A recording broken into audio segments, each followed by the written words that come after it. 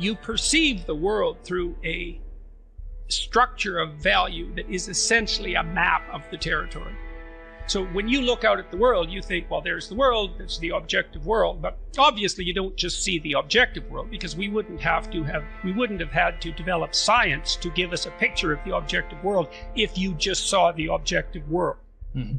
It's actually pretty damn difficult to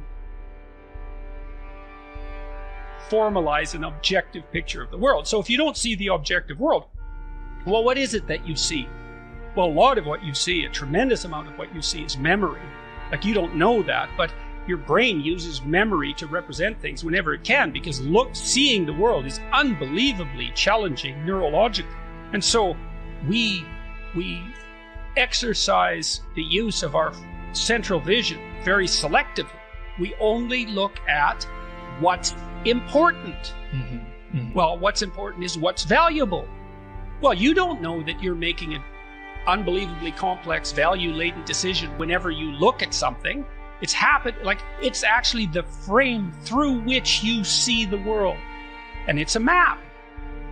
And the reason for that is, well, you have to do things. You have to get from point A to point B. Now, I derive part of this theory in Maps of Meaning from a book called The Neuropsychology of Anxiety by Jeffrey Gray. Gray developed a theory of emotion that's predicated on the idea that most of your emotions are experienced in relationship to a goal. Okay. And so you establish a goal, then movement towards that goal, or evidence that you could move towards that goal, makes you happy, produces positive emotion, whereas evidence that the goal is invalid or that you're blocked in some way produces negative emotion. Mm-hmm. So you lay this map on the world. It always has a destination point in mind. There's always a destination point implicit in it or explicit in it. So it works as subtly as this, for example. So if you walk into your room and you want to walk towards something to pick it up, and your room is cluttered because you've been careless, all that clutter manifests itself as an obstacle to your goal and produces negative emotion. And you experience that instantaneously, essentially, and automatically. And so part of the reason, that I encourage people to clean up their rooms, mm-hmm. I'd say, is, well, it's a microcosm of all this. Your room is part of your experience that you have control over.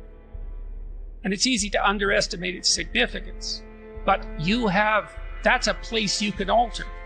You can set it up for whatever it is that you're doing. Well, what are you doing?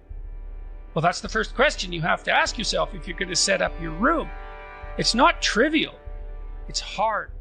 You really think you have the capacity to bend the structure of reality without it eventually snapping back and hitting you in the face?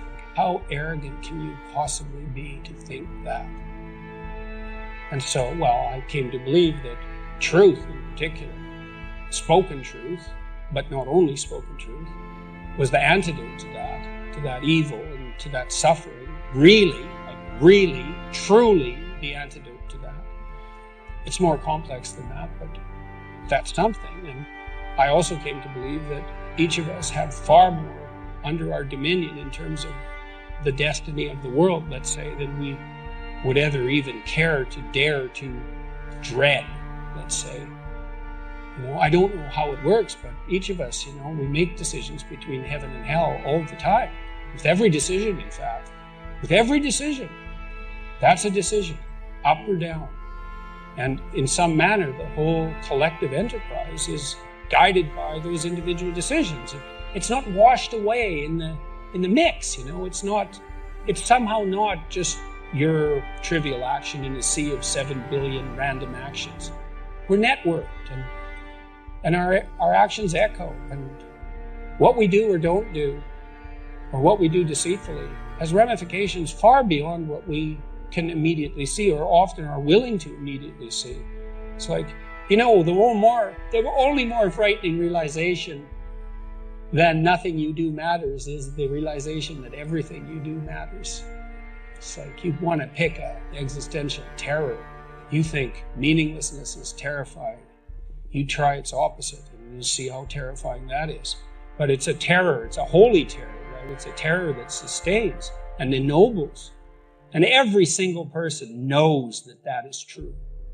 Knows that you're fleeing from your destiny by avoidance of the necessary responsibility that your conscience calls you towards. We toy with it because we can, and we try to avoid it because we test, we're immature, and we're bitter often, and it's not surprising because people suffer dreadfully, and it's very difficult to suffer dreadfully without becoming bitter, but it doesn't help. All it does is make the suffering worse and spreads it. And if the suffering is morally objectionable, spreading it is hardly going to rectify that. And so, I'm optimistic about our possibilities because I think we can do anything we set our minds to. And so, hopefully, we'll set our minds to the proper things. And every single one of you have to make that decision. Genuine ethical virtue is it's the only source of resilience and strength that you have. And it's also the place, as far as I can tell, that the meaning that allows you to set yourself against suffering resides.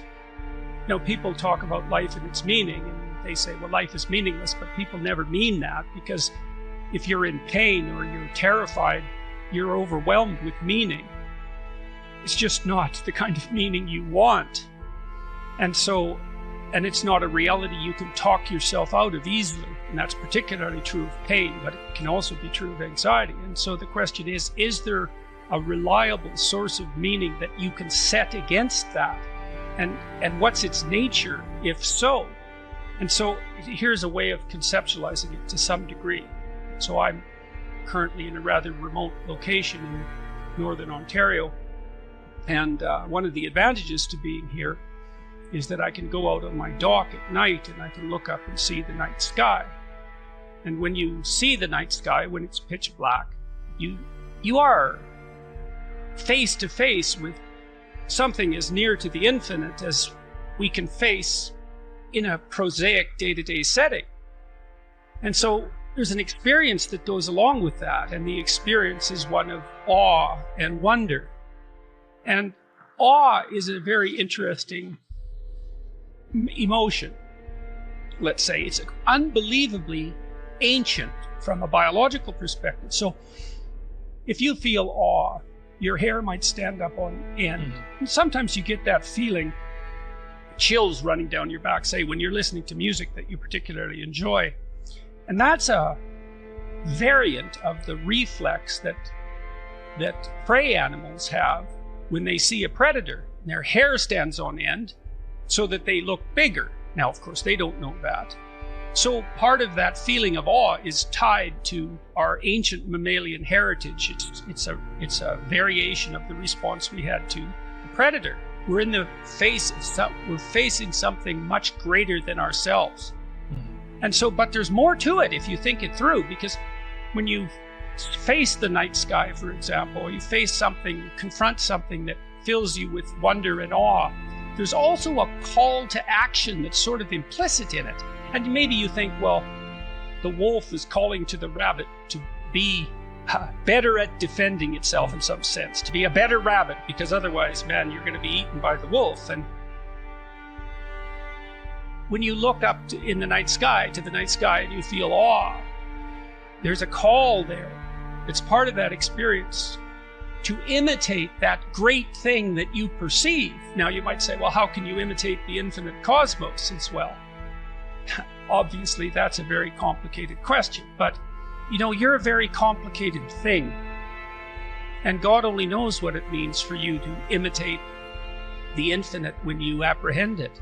I mean, in some sense, that's the fundamental question of life, is how do we adapt ourselves to the infinite complexity that surrounds us? What must we become? Well, you don't merely think that through. I mean, you don't, I don't, human beings in general don't. We puzzle it out, and we use all sorts of information to do that. And some of these more primordial experiences that are outside the domain of strict rationality nonetheless point us in an ethical direction. And the ethic would be you should and could be more than you are.